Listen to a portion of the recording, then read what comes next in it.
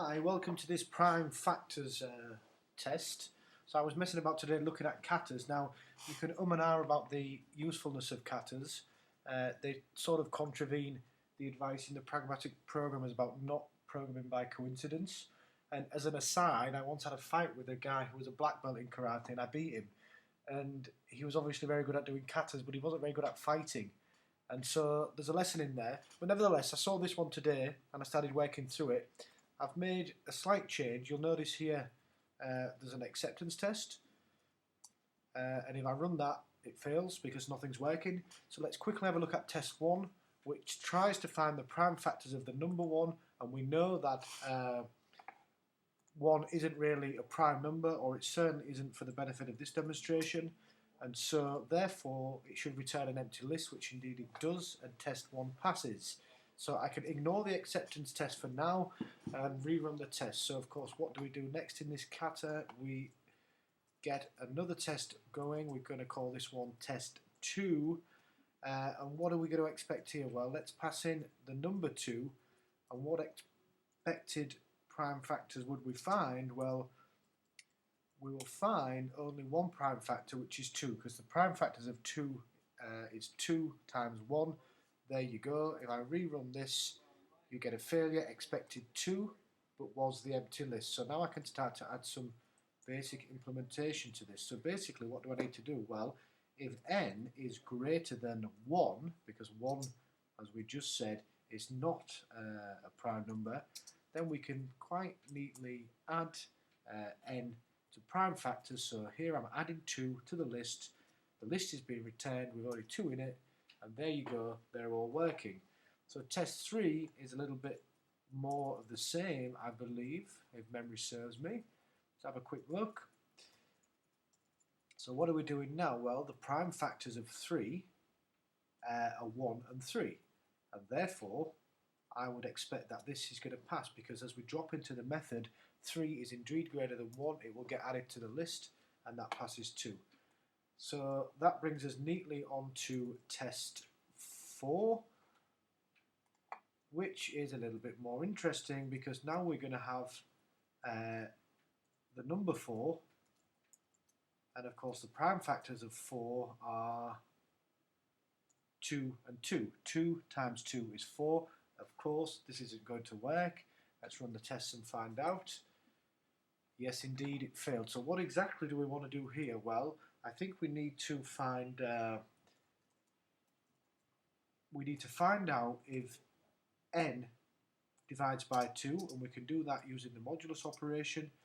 And indeed, if it does divide by 2, then first of all, we know that at least 1 2 is going to go in there, so we can add that just like that.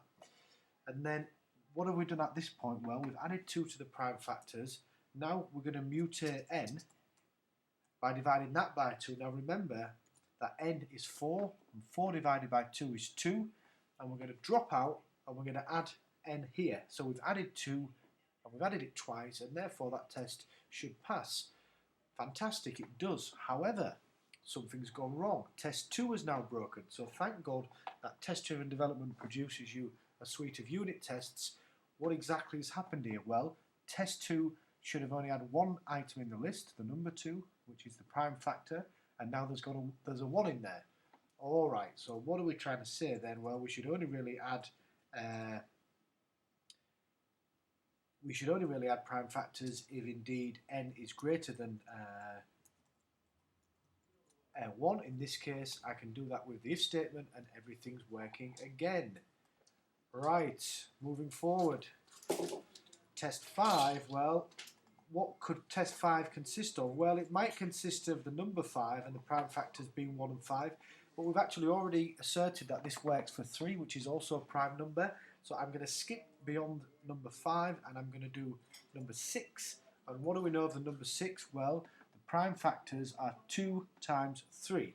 So now we have something a little bit more interesting. Wow, interesting, but it worked as well. A miracle. So, moving hastily along to test number 6.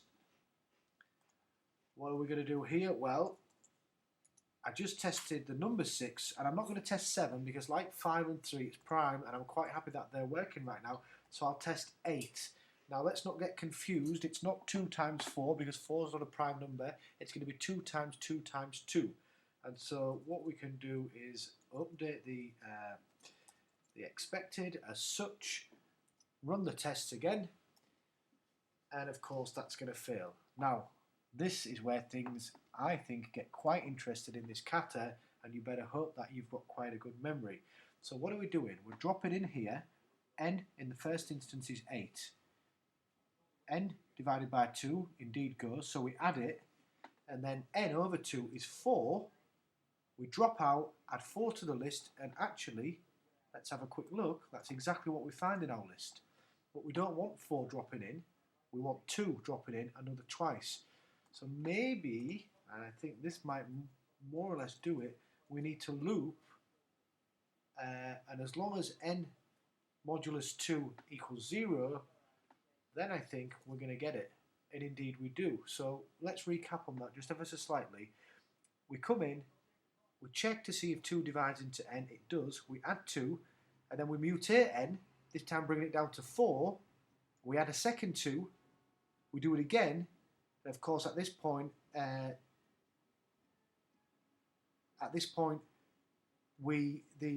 loop fails. After we've added 2 of them, we drop out, we assert that the remaining value of n, which is 2, is greater than 1, excuse me, and then we add it to the prime factors. Okay, so now, if memory serves from when I had a look at this morning, test 7 was really the tricky one. And although you can debate the merit of these katas, test 7 does really highlight something really wonderful, which is how you can refactor a design. That's to say, you can improve it as you go along. And I've used this quite effectively on very technical systems, scientific systems, financial systems, where you can get your algorithm up and running, and the tests then allow you to change things and chop them about. Now, what are we doing here? We're using the hard-coded variable 2, but we know that in the case of 9, the 2 prime factors are 3 and 3. So we have to find a way to change this 2 to a 3, but I don't want to write a load of if-else logic, especially because we want it to work for different cases. So what we're going to do now is, using the refactor tools, let's extract a local variable, and I'm going to call it candidate. And I think that's what it was called in the original Kata, which of course was written by Robert Martin. You can find that on the internet, which is where I found it. And now, okay, so far so good. Let's rerun the test to make sure we didn't break anything. No, we didn't. Now here, candidate is being mutated within the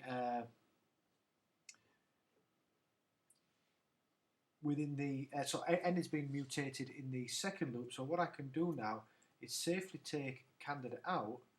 Let's look at this and then run this again. And now that's also working. Now obviously what we really want to do is take candidate, we want to run it for 2, then we want to run it for 3. Now if you think about this, what we're saying then is increment the contents of the if statement, the if n is greater than 1, and then increment candidate and do it again. So what does that mean is we do it at the end as such. Now obviously this is not going to cause any changes in behaviour, because it's basically going to drop straight out the if loop after candidate is incremented. But what we can now do is change this and say, well, as long as 1 n is greater than 1, candidate will be incremented to 3 and we'll go through the loop again. What happens? Now we get something else. Now we get a failure on 3, where not 1 3 but 2 3s are in. Now let's have a look at test 5. Okay, we're expecting a 2 and a 3, but indeed there are 2 3s. So what are we doing? We're adding an extra 3. Well, what's going on? We're coming in here, we're looping, we're adding n, and then we're adding it again. So that doesn't make sense. So let's delete it. This is how you optimize and experiment with an algorithm, but I'm not programming deliberately here. I'm checking my test results and I'm basically experimenting. I hit run, wow, and they work. And so what you can now do, if you like, is you can start at the outer loop and you can look at this candidate and say, well, what exactly is this doing? Well, it's incremented there, it's initialized there, and it's using a test there. Well, there is another structure that is a little bit more concise, and that's the for loop.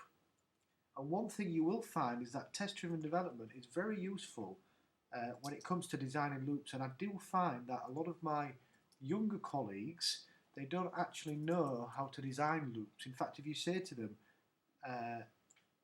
if you talk about loop design, they look at you like you're a little bit daft. And I'm only 35, so we changed that into a for loop, which of course has an initializer, a condition and an increment, and that works as well. And now you will notice here there's something very similar. There's a condition and there's a decrement. N is coming down every time. And so what we can do there is pull that out. We can drop that in the back end here. And now what you can do is add a semicolon. And what this means is there is no variable declared within the for loop. And actually that's because n is declared in the parameter. Let's run then. Oh, got a bit of an error. That's because there's an extra semicolon there. Let's try that again. And they're all working. And so there you go. I use these tests to build out an algorithm, and I'm happy that for the given test this is working. And most importantly, with test 7 came the opportunity to design or redesign the loop structure that we found in Generate. I can now come up here, I can undo my acceptance test, and if you're wondering where I got this acceptance test from, I got it from Wikipedia, and the proof's in the pudding. Is this going to run? I think it did run. There you go, acceptance and test 1 through to 7. That was a Kata. I've enjoyed it thoroughly today. I hope this is useful to other people, and see you later.